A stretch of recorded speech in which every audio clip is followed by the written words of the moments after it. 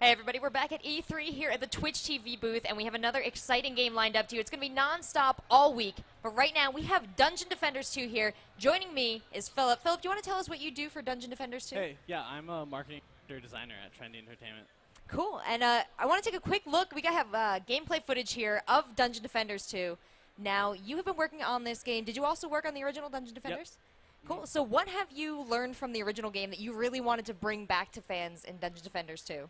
So I think there's four main things that we learned from the original game that we wanted to fix, or not fix, but improve upon. One of them was making the tower defense even more fun and more in-depth. The second one was integrating the tower defense and RPG elements even more than we had before. And then we also wanted to expand the scope of the story and make the game more social. Cool. So what you guys have going on here is a really fun art style and an approach to tower defense that you don't see too often. So what is your character capable of doing? Okay, so right now we're looking at the Apprentice Cairo from the second game. You can see he's much grown up from the tot that he was in the first game. And he's kind of our mage character for the tower defense game. A lot of his towers are projectiles. You can actually see one of his brand new towers on the right side of the screen here. It's the Fire Fiend tower, and it actually shoots a fireball projectile that bounces off of up to 8 enemies. So you can kind of damage through the whole crowd of. And so how many different heroes do you have in this game? So this is one way where the sequel is vastly improved from the first game, in that we already have 24 heroes. Wow. That you'll be able to play the tower defense mode with. And they're all going to have their own towers and own abilities. Well, this is more than a tower defense game. It also has RPG elements, and you're bringing into it a competitive MOBA aspect as well. So what is the story like among all these heroes? Is there like an overarching theme? So there is, in fact. Basically, the MOBA is the introduction to the tower defense campaign.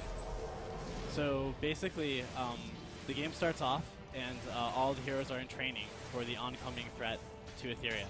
And they're training by attacking each other's Eternia crystals in our competitive mode and defending them as practice against the oncoming hordes for the main campaign.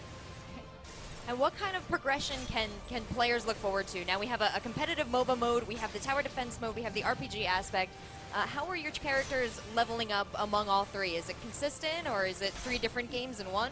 So this is really interesting. We're trying to combine the games as much as possible, but at the same time we want them to be balanced. So obviously in our loot fest of the tower defense mode, your characters are going to go from being not powerful to gods. But in the competitive gameplay, it needs to be much more balanced and consistent. So there are, in fact, 2 separate levels. There's a PvP level and a cooperative level, but you'll get benefits from both parts of the game through each of them. One of the most exciting things I found out is that this is going to be a free-to-play game, and you guys are going to be supported by microtransactions. So what does free-to-play allow the audience to do with your game, and then how are the microtransactions going to be applied in a way that keeps the game fair?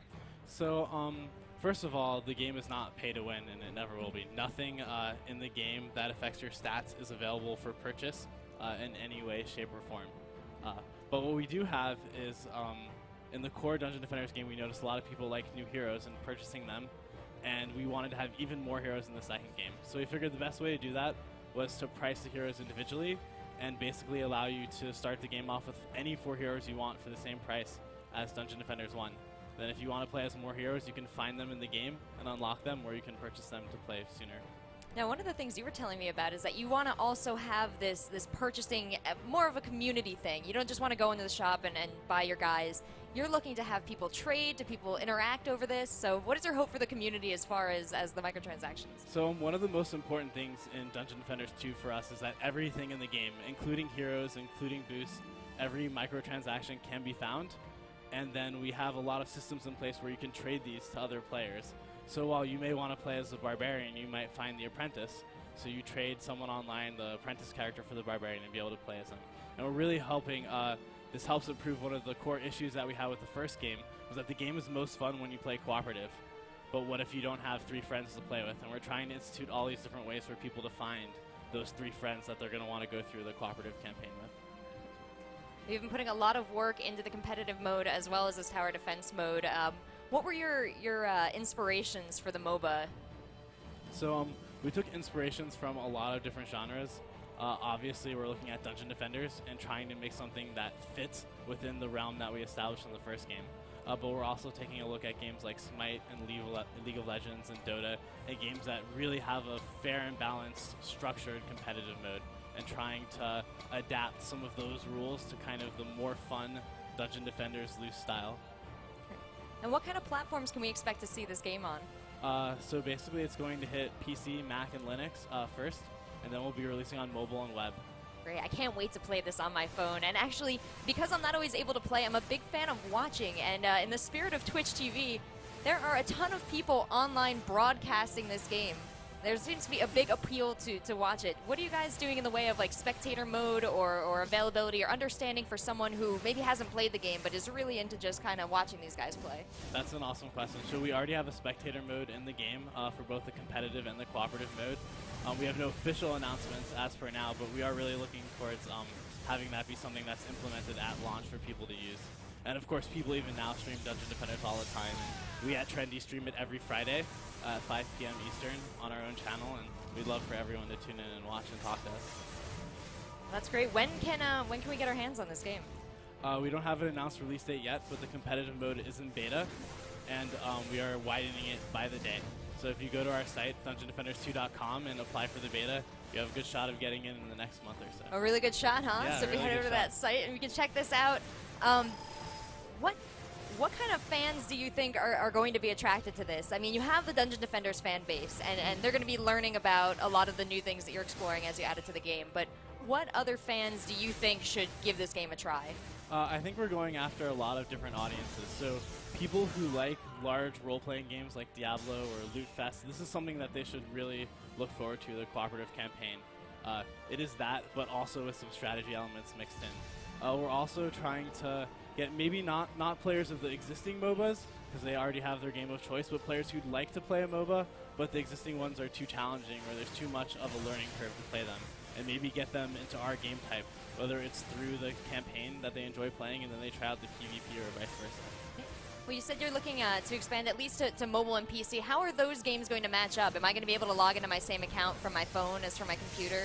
So you'll be able to log into the same account from your phone as from your computer and play with the same heroes. We're currently doing a lot of testing in-house to see how matchmaking will work between the platforms, but it will be the same game in essence. Great. And because I am, a MOBA fan, that's one of the games I really like to play. It's interesting when you play a tower defense, you function through towers. What are you doing to kind of swap these characters over for the MOBA mode? So each of the characters kind of have a role that they play in MOBA. Those are widely known, as well as in the tower defense mode, and those are going to be consistent between the modes.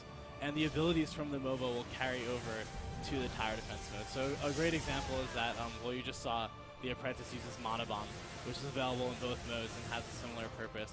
We also have a new ability for the Apprentice called Flame Bolt, which is in the MOBA, which allows him to shoot through enemies, giant fireball at a set distance, and that's also shown in the tower defense mode. So a good way to look at it is in the MOBA, your defense is already set, and you're using your hero's abilities against other players, whereas in the tower defense mode, you also get to set the defenses and play against the NPCs. Well, is there anything else you want to let potential fans of this game know? Anyone watching, where they can find this information and how they get their hands on it, maybe get in that beta?